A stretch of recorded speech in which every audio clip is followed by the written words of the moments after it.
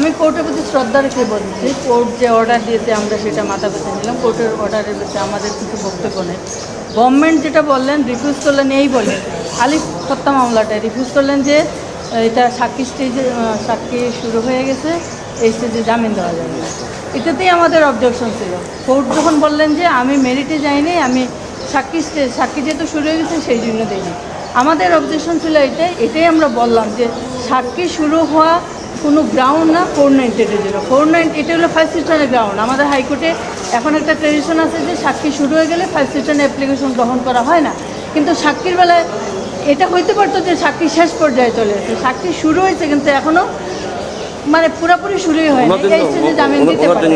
আর আলিফ হত্যা মামলায় এই মামলাতে এই আসামি চিন্ময় প্রভু তখন জেলে ছিলেন।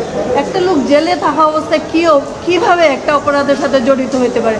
আমরা তো দেখি অনেক রাঘব হলে জামিন হয়ে যায়। চিন্ময় প্রভু এমন কোনো অপরাধ করেন নাই যে জামিন না পাওয়ার মতো।